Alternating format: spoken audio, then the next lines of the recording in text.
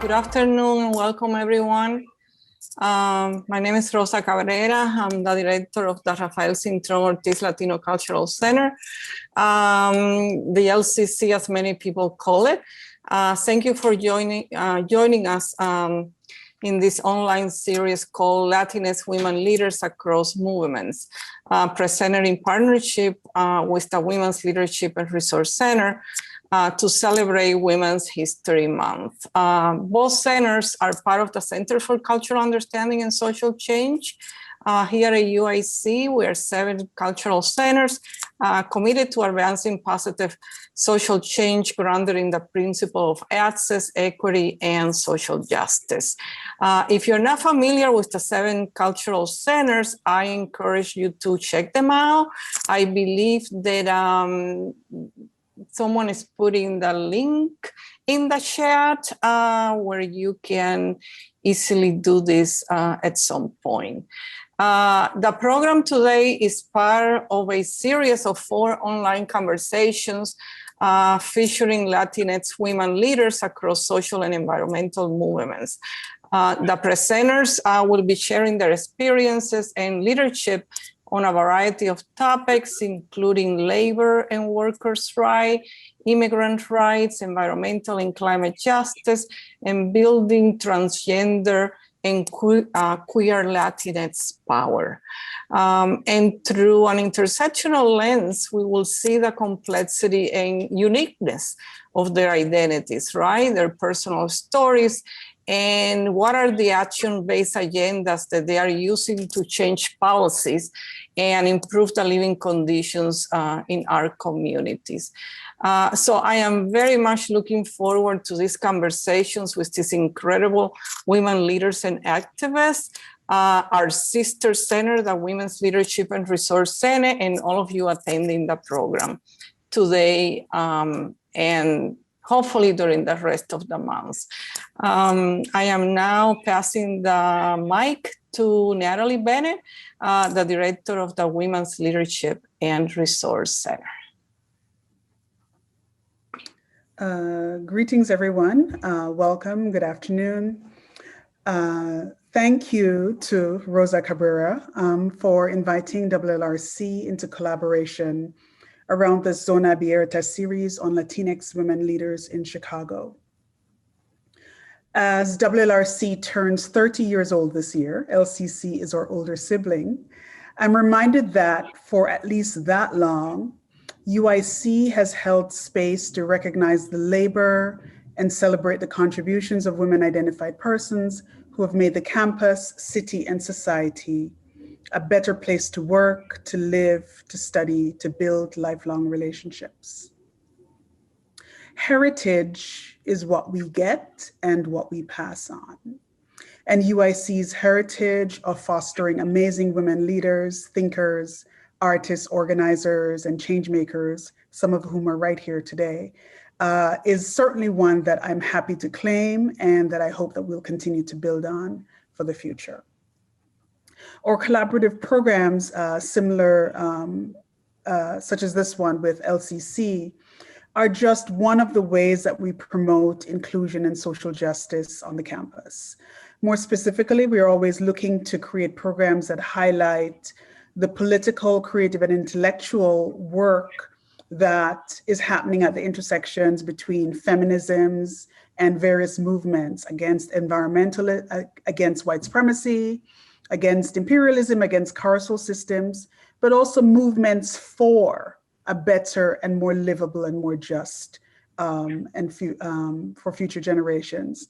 And I emphasize the for because I think in a way when we look at the struggle, I don't think we always pay as much attention to what we're trying to build and how we're trying to get there. And so I really am looking forward to Rosie's comments. We also are very much about fostering collaborations between UIC community and with feminist and social justice organizations around the city. We want to be able to learn from you. We want to be able to build with you. We want to be able to amplify your movements and also to work together to address the larger issues that affect women and gender nonconforming folks. So extremely grateful for this collaboration.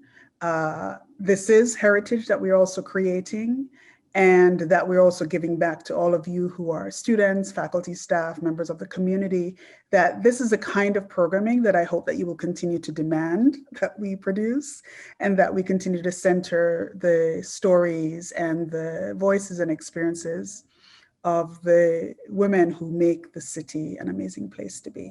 So thank you. All right, I have another job, which I'm supposed to remind you of things. So in terms of the order of the program, a very important thing I forgot. Cannot forget this.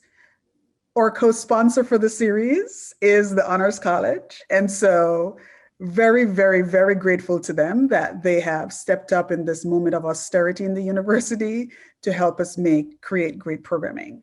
So after I'm done,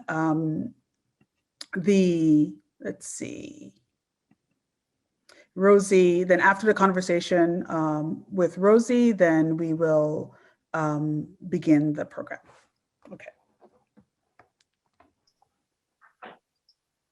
Thank you, Natalie, for the beautiful introduction, and also reminding us that we are in the making of heritage, right? This is not only something in the past, but we all take part of shaping our different types of, whether it's cultural heritage or the heritage of women and so forth.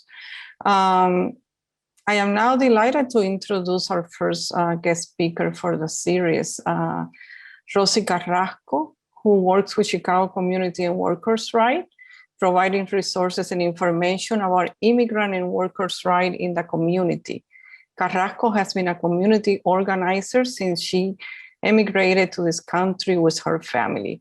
Throughout the years, she has played key roles in multiple immigrant rights, mobilizing in Chicago and nationally, including the massive demonstrations in 2006 and 2007. She has been very active in the organizing efforts to stop deportations of immigrant families, especially here in Chicago. Welcome y bienvenida to our virtual community, Rosi.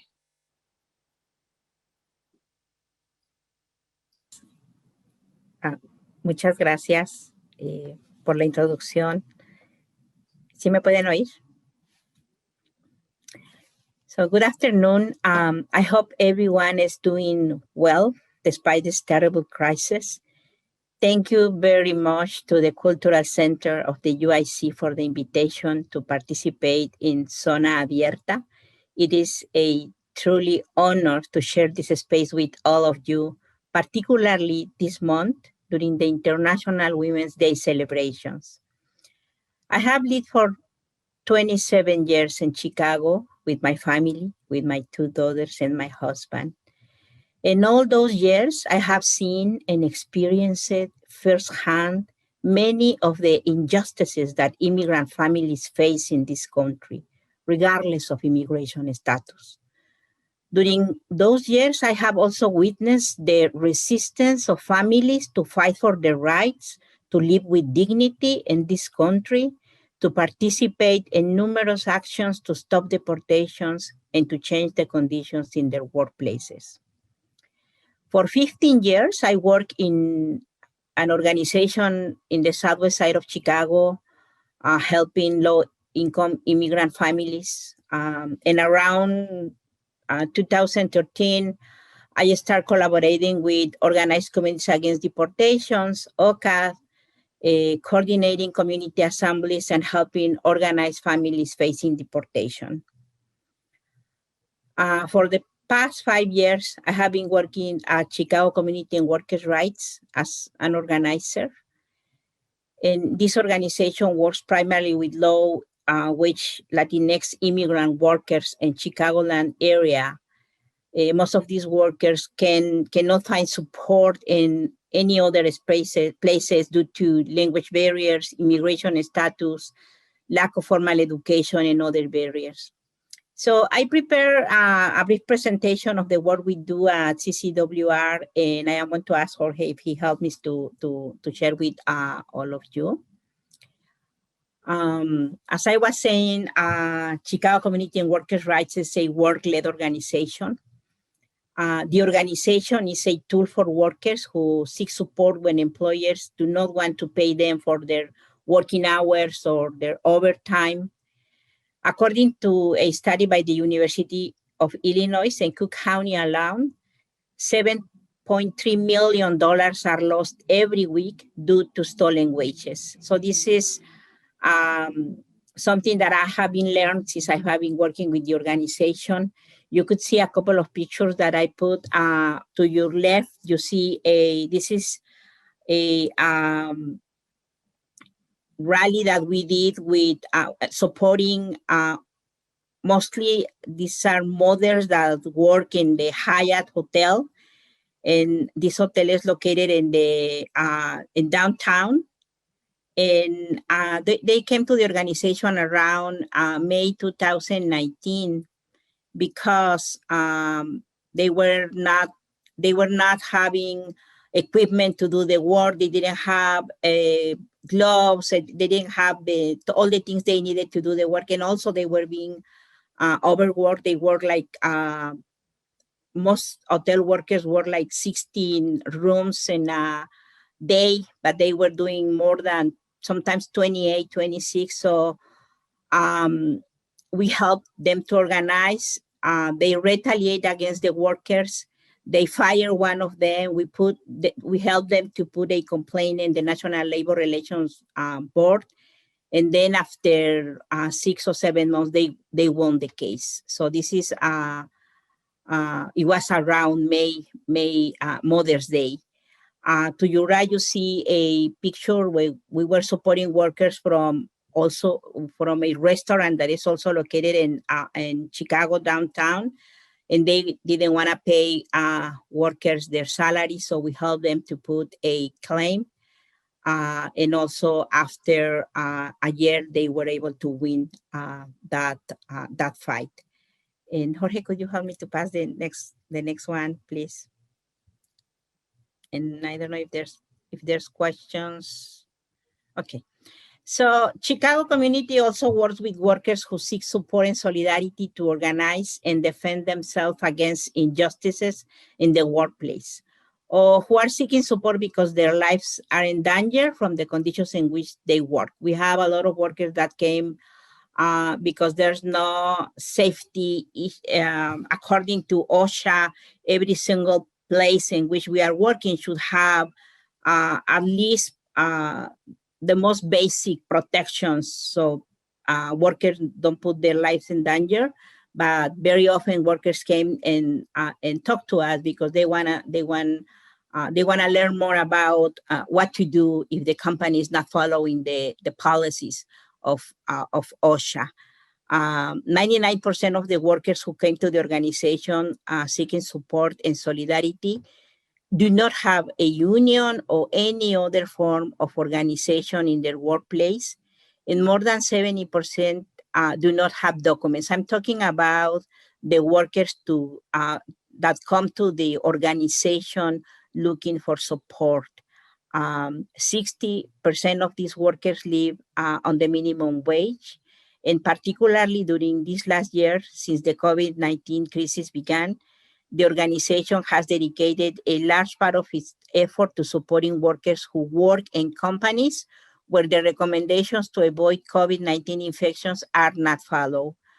I can mention last year, just at the end of March, just when the COVID-19 crisis began, a group of workers called the organization, the company is called Pactiv, and it's located in Bedford Park. And around they walk out of the companies because the day before they found out that 2 workers were sick, and they went to the hospital because of they have COVID-19.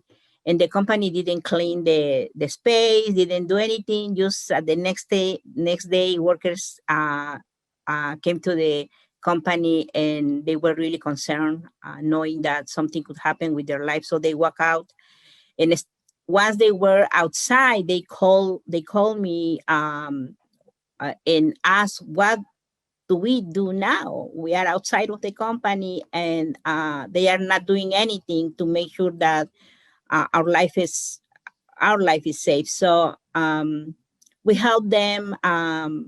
We closed the office by then because we were following the policies and recommendations of the Center for Disease Control. But they called me. We create a community.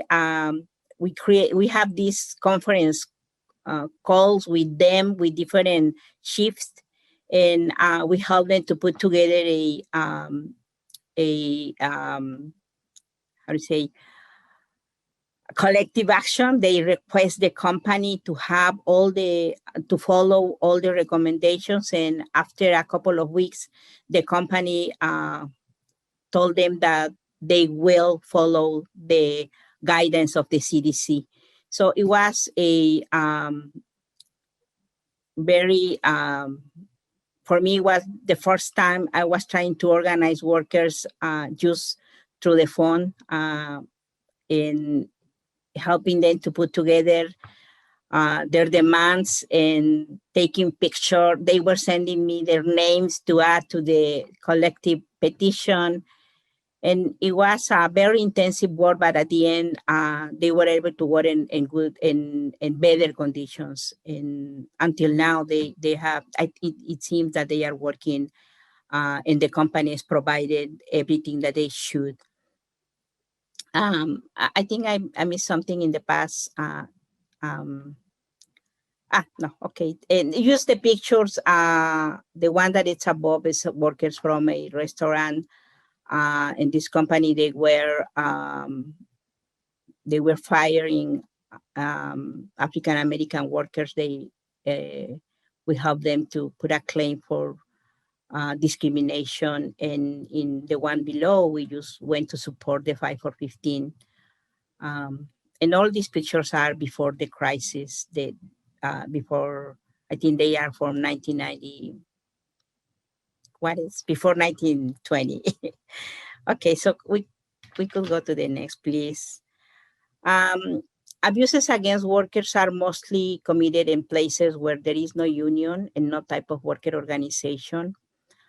The right to organize is protected by the First, the Fifth, the 14th Amendments of to the United States Constitution, and for the National Labor Relations Act, that guarantees workers the right to join unions or make collective actions or petitions without depending on the approval of the company. Yet, only 10.8% of workers are unionized nationally, and only 14% of workers in Illinois, according to the U.S. Bureau of Labor Statistics. So most of the people that came to the organization, they don't have any kind of representation, no union, no committees, nothing. So it's really hard because the employer, the management has all the power. That is why the struggle of Amazon workers to unionize is so important for the labor movement. Of course, we wish them success. Esperamos que ellos triunfen. Could you please go to the next? It's also important to highlight the struggle of the so-called essential workers. Many of them, as I was saying, walk out during their working hours last year at the beginning of the COVID-19 crisis to demand that companies improve working conditions to prevent the spread of COVID-19. And also, of course, solidarity with the workers' struggles for better conditions where their lives and health are in danger. It's important, particularly when the economy is reactivated. I know that companies are about to open, and many of them do not have a clear policies to guarantee worker safety. So I think that we should be paying attention to that in the following months. Probably many of the companies will be open. I hope not. I hope they follow the guidelines of the Department of Health and the Department of CDC.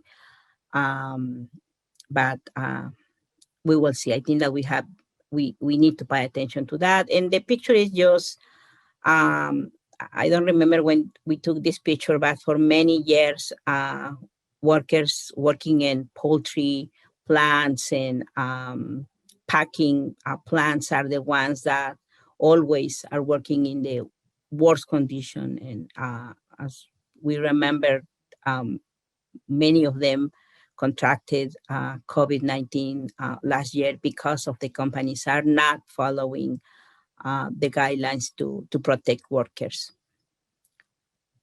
And I think, so in this organization, I just wanted to give you a brief landscape of the work that we are doing.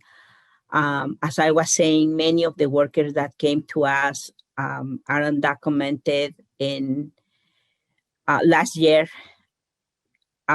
many of the workers that came to the organization concerned, some of them didn't want to put complaints or didn't want to do nothing against the company because they didn't want to lose their jobs. Sometimes they are the only providers of the family. And I remember a conversation with a group of mothers working through a Labor Day offices. They were not even receiving the minimum wage, and the conditions there were not good. So I told them, you have the right to either put a lawsuit or you could make a complaint to the Department of Labor. We could help you. And some of them says, Rosi, this is the only work we have. We are afraid companies are closing because of COVID, and we understand that our lives are in danger, but we cannot have the luxury of lose this job. So we are going to continue coming, and some of them didn't want to put any complaint. So it's hard. They say, if I lose the job, I have no right to receive unemployment compensations because I don't have documents. And that's true. If you are undocumented, you cannot receive unemployment compensation if the company fires you because you want to work in a better conditions. What are you going to do if you are the only person supporting your family? So we understand those issues. We try to create solidarity and help workers, but sometimes it's hard, right? So some of the workers didn't get through. So for us, it's really important, this fight for the legalization. We are in a new administration. I remember the last 4 years with the past administration, during the Trump administration, the criminalization was really terrible for our communities, but not only immigrants were attacked, also unions, workers, the Black community, the Muslim community, the environmentalists.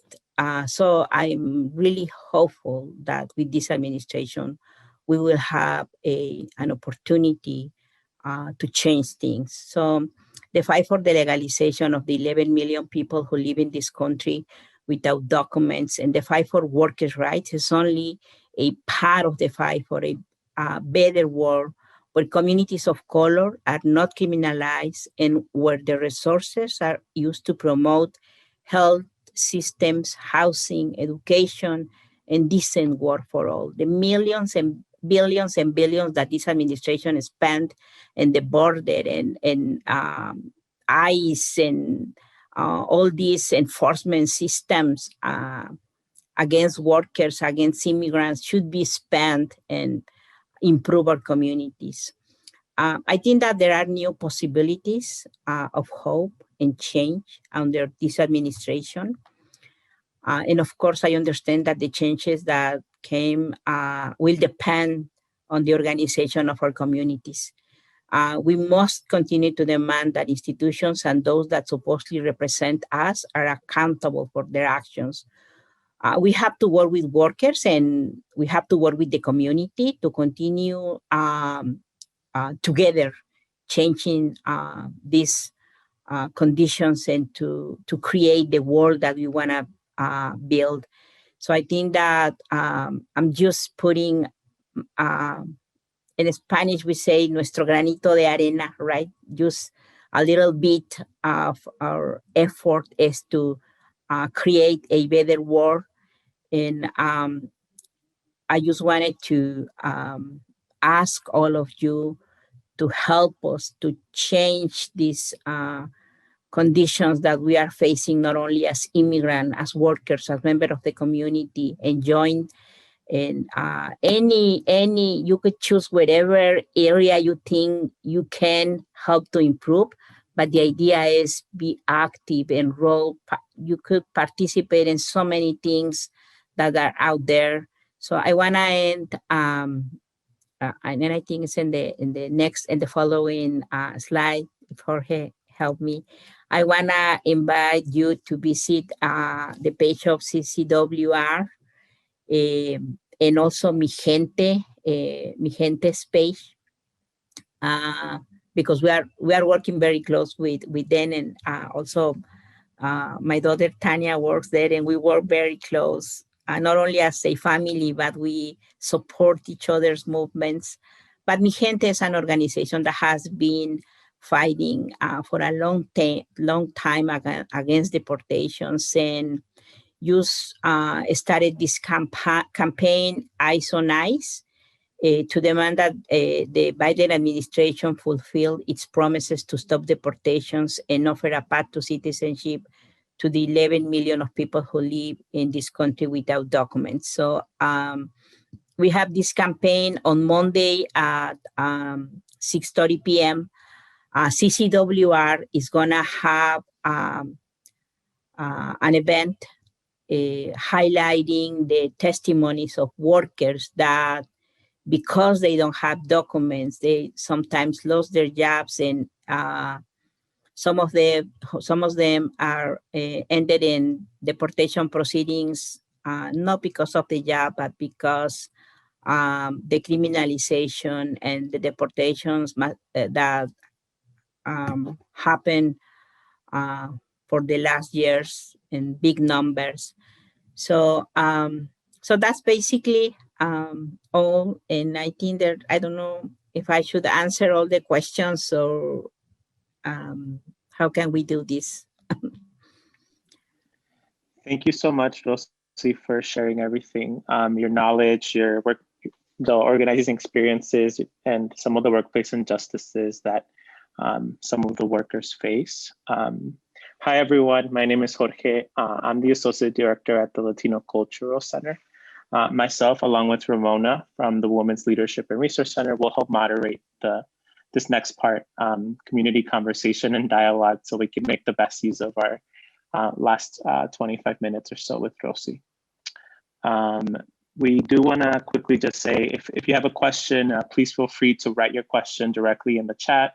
If you'd like to ask your question out loud by unmuting yourself, please just write your name in the chat, and we'll just call on you so that we can track the order of comments and all of the questions submitted. Ramona, I'll send it over to you. Would you like to say hello? Sure. Thank you, Jorge. So again, I'm Ramona Gupta, she, her, hers. I'm the Associate Director at the Women's Leadership and Resource Center. And I want to thank you. We have some great questions in the chat. And so I'd actually like to start with those, if that's okay. So Rosi, I think you might have seen some of these as well, but Nancy asks, how have some companies responded to them making billions and billions of dollars more because of the pandemic and still deciding not to pay their workers more? So the example I think that everybody thinks of, right, is Amazon. Unfortunately, I think they have been accountable by the workers, right, when they denounce those companies, but there's nothing else. I don't see the government. I think they should be punished because they are becoming richer and richer during this time. It's unbelievable, but I haven't seen, and I'm not sure about it, but I haven't seen any policy to make them accountable for that. I hope in the future because of the action of the workers, I hope there will be something, but there's nothing. They have been just having millions and millions of dollars. And fortunately, there are workers organizing against us, and has been denounced, but I haven't seen anything, any action against those companies, because I think that's a crime. That's a crime that they are committing against our communities, becoming richer because of the suffering of so many people. Rosi, tied to that question, I noticed that when you were sharing your slide, the quote unquote essential workers and their needs, and sort of talking about the way that undocumented workers have different priorities, right? Based on what they have access to, like the lack of access to unemployment. I was just curious if you could maybe speak a little more on how you view this term essential workers and the way that workers are sort of framed as essential, while, as you were describing, not having access to unemployment, et cetera. Yeah, it's ironic, right? They are essential for the economy and for to keep the economy going on, and to basically support many other families, but they are not essential when you talk about rights. We have like 10 volunteers working very close with us, and all of them are essential workers. And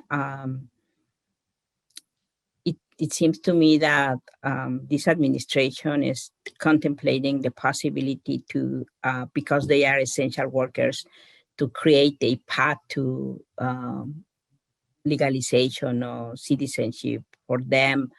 But as any other policies, no policy is not a policy, but it's just a, how you say, is not a bill yet. It's just a proposal from the government. We don't know what is going to happen. We don't know if that is going to become a reality or not, but it's ironic that essential workers, many of them undocumented, have no right and protections from this administration until now. Let's hope that change. But it will depend. It's going to depend of the way we, in the labor movement, in the unions, and the workers organize and push for that. Otherwise, nothing is going to change. That's what I think.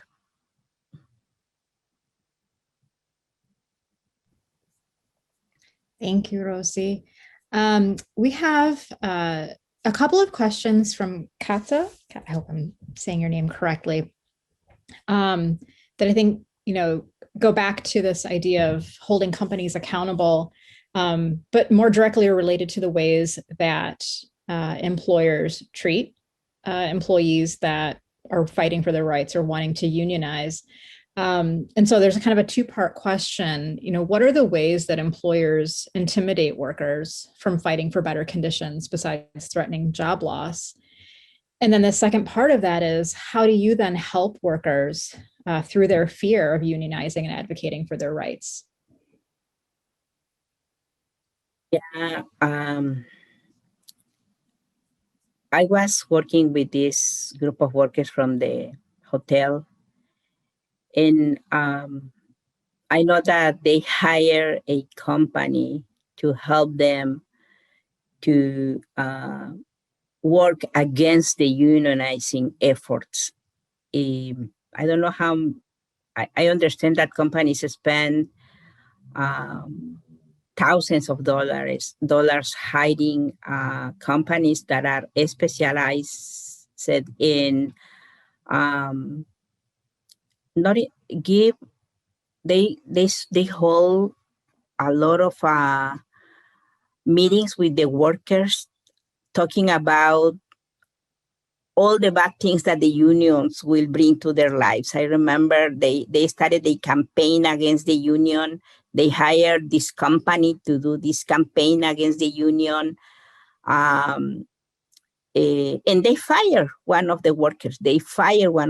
So they really, they started giving, what else I remember they did during this fight. Some of them were punished by not giving them extra time to work or putting them in the worst shift, making them work on the weekend. So they do a lot of stuff to intimidate workers. And the other thing is they spend a lot of money in campaigns, but also it is something that happens not always when a group of workers approach to the organization. We try to connect them with some of the unions because we don't work for any union. We are not a union. We are a worker center. We are not lawyers. So we try to connect them with some of the unions we know are really good unions that help workers. But sometimes those unions don't have in certain areas are not priorities for them. So you don't always find a union that wants to work with all the workers. Then it's very complex situation, but I know that companies spend millions of dollars trying to discourage workers from becoming unionized, and they intimidate workers too. So and they fire workers, they create harder conditions for the workers that want to unionize. What was the other question? What we do with the workers that are disencouraged, right, to form the union. Honestly, we gave them the information, the tools. We gave them examples of other fights. We connect them with unions. We connect them with other workers. But at the end, it's their own decision what to do, right? So when like the workers from the hotel, the workers that some of them decided to go ahead and continue fighting, we support as much as we can. And if they don't want to do that, because whatever reasons they have, we respect that. We cannot, there's no way for us to, I say, they have to convince by themselves about what they want to do, and we respect their right to decide what to do. Thank you for sharing that, Rosi. Kata, who asked the question, wanted to address you. Go ahead. Hello, I'm Kata. So the reason why I ask these questions is through personal experience. My mother was fired from a company called Molex not because of the pandemic, it was because she turned in a petition and a letter because the temporary workers are being paid a lot more than the permanent workers like she was. And so she made a petition in English. We helped her make one, and she went around the workplace asking people to sign it.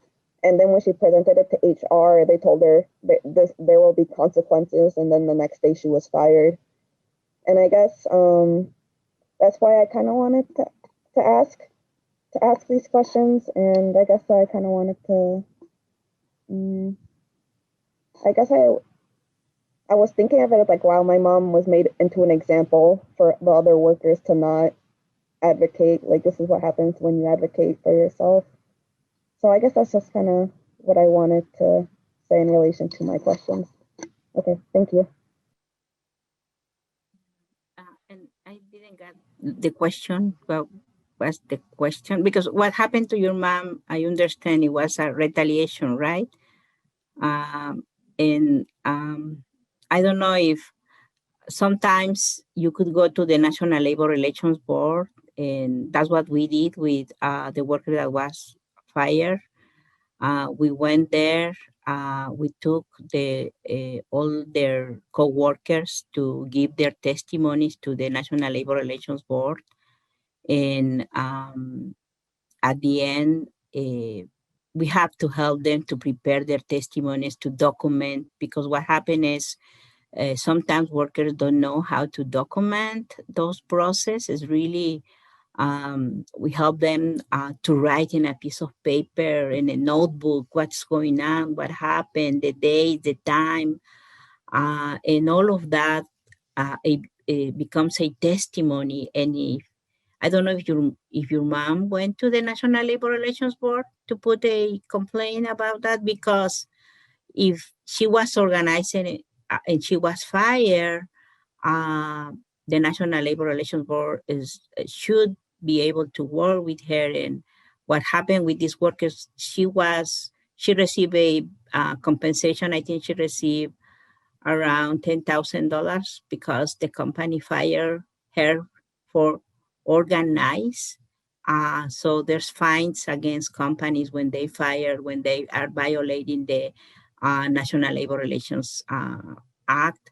But you have to document, you have to provide testimonies, and this is the hard part, particularly if you are undocumented, or regardless if you have or not documents. It's intimidating to go to one institution and ask an official to that you want to put a complaint, and then when they ask for more information, it's really difficult. So that's what we do. We help the workers to put together the documentation, the testimonies, to work with the other co-workers to see if all together could do something.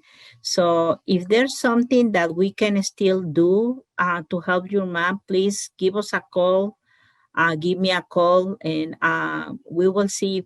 Sometimes you have, sometimes I don't know when that happened, but we have been establishing relationship with some of the institutions, like, and we could try to at least to help your mom to document if we are still on time to do that. So I could give you the phone number of the organization.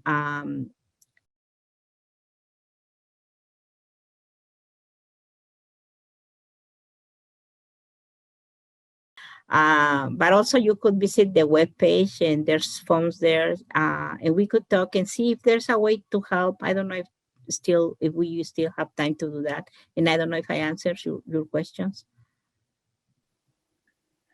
Thank you so much for that, Rosi, and for Kata for sharing those experiences with your family with us. We'll definitely make sure that the two of you can connect after this. And I think it speaks to exactly what you're talking about, and why we wanted to host you today, right? Using CCWR as a resource for our UIC community. Rosi, another question that has come up is, and you talked a little bit about this with the pandemic already, and how you were saying you were doing organizing via on the phone for the first time instead of in person. But tied to that, what do you think have been some of the most important effects of the pandemic on organizing? And that's a question from Amalia, who also says hello. And so in what ways has the increased use of technology and the perils of gathering in person Hi, Amalia, thank you for the helped or question. hindered or created challenges and opportunities in organizing? Yeah, unfortunately, during the pandemic, it happened in two ways, right? Some of the workers walk out and organize because their life was in danger.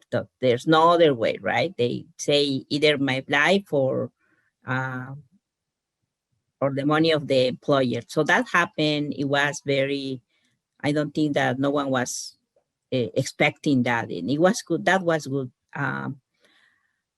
But on the other hand, when, how can I say, when it was because of COVID, workers knew that they needed to organize. So we saw a lot of workers doing complaints, and also there's a law that says that if the company doesn't follow the guidelines, they could receive a fine, or they could you could put a lawsuit against them. So there's a tool in the law that help in that particular area. But when I think for workers, that was something really important. But when we talk about stolen wages, that was not as important as their life, being in danger. So we saw a lot of movement around making the companies accountable when there's the something related with COVID-19, but when it was related to other things like wages or other stuff, workers didn't want to do anything. At least that's what I saw.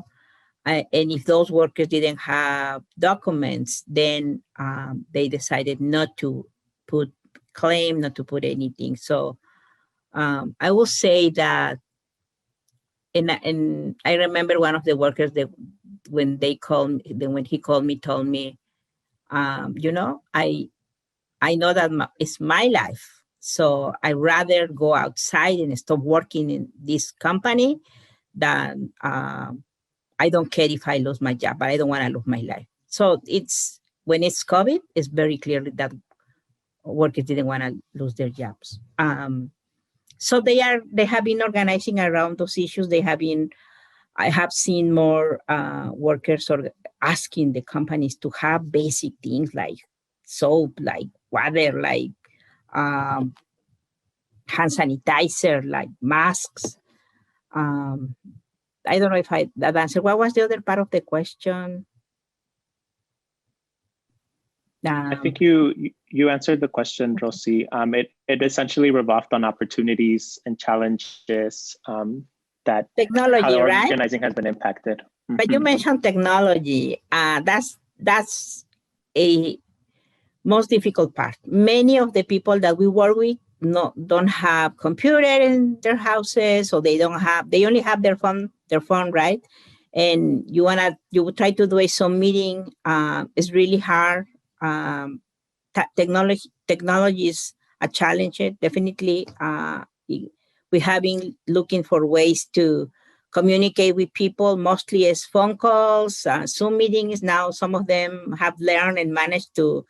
It also was a challenge for ourselves, right? We have to learn to. I don't think that grew up with the technology as many of you. So it was a challenge. It's harder to organize if you don't see the people in person and you don't have all the tools. But we managed, right? So yeah.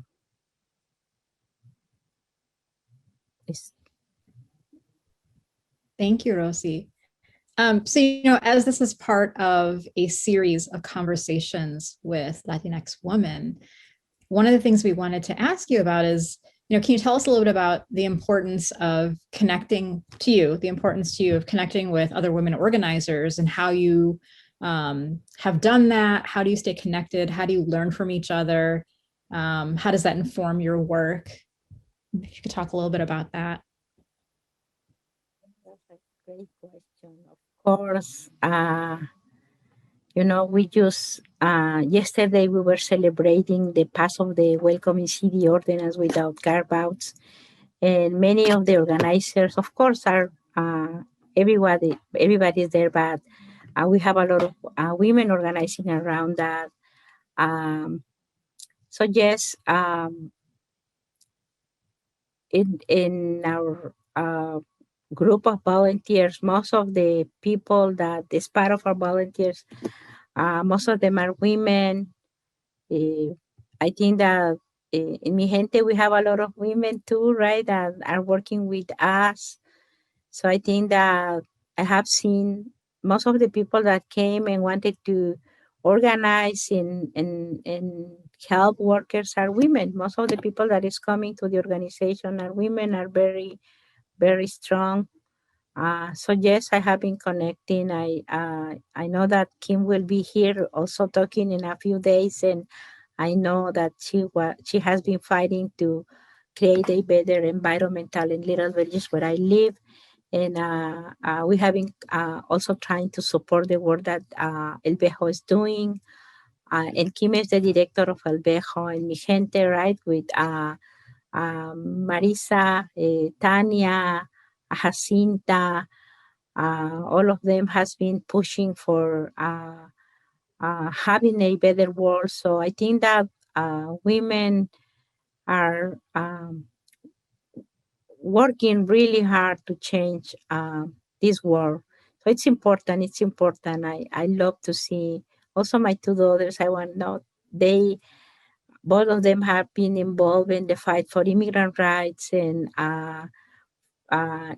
Ireri, right, has been working for building a world in which our communities could have a better environment.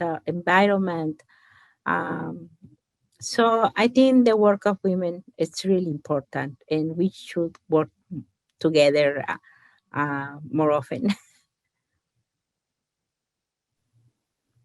Great. Thank you so much, Rosi. One last question that's sort of related to what you were just speaking on the work with El Vejo. And we have a question from Rosa. Do you see greater alliances forming between the labor movement and the environmental justice movement, especially in hope that we can move forward with the Green New Deal and a just transition vision? I hope so. I think that I remember back in a few years ago, we were trying, when we were organizing those marches in 2006, 2007. We have at the table a lot of organizations, and organizations fighting for the environment were there. But I think that we need to build more alliances. I don't think we have enough connections between the labor movement, the environmental movement, the workers movement, the immigrant movement. I think that we need to find a better way to work together, particularly if we want to build a better world. So I think that there's space to create more connections, more alliances, more work together. I don't think it's enough, the efforts that we have.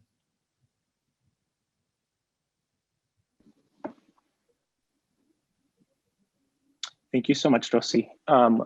We are running short on time, so I'm gonna read one last comment that was thrown into the chat. I know we didn't get to every single question, but thank you everyone for your submissions. We have a quick comment from Elena, and it says, "Hi Rosi, I just want to thank you for all your efforts on so many fronts for so many years. You are such a powerful inspiration for so many of us." I think that is a lovely way for me to send it over to Ramona, who will just wrap us up and tell us about our next speaker as well. Thank you, all of you. Thank you, all the people that is asking questions. And please reach out to me if I didn't answer something or there's something that I could help. Please, you could go directly to CCWR and you will find our information there. Thank you, all of you, for the invitation. Yes, thank you so much, Rosi, for joining us today and sharing so much of your wisdom and just the beauty and the energy of all the work that you do. It's just absolutely wonderful. So Jorge has shared your website for CCRW in the comments or in the chat again. And I'd like to invite everybody, if you'd like to unmute yourselves, just to say thank you to Rosi for a second, real quickly. Everybody, just thank you so much. We'd like to clap. Gracias, Rosi. Thank you. Thank you. Thank you. Thank you. And we'll remind you that this is the first in a 4-part series of conversations with powerful Latinx women leaders here in Chicago. And so our next event is going to be on Monday, the 15th, with one of Rosi's children, Tania Anzueta, who is the political director of Mi Gente, which is another organization that Rosi mentioned earlier. Mi Gente works for immigration rights. And so we'll put the RSVP link in the chat. We invite you all to join us at the same time, 3 p.m. to 4 p.m. And then we'll have 2 more events coming up later in the month on the 17th and the 30th. We hope that you can join us all. And thank you again so much for being here. We appreciate all of you. Rosi, again, thank you so much. Thank you. Bye. Take care, everybody.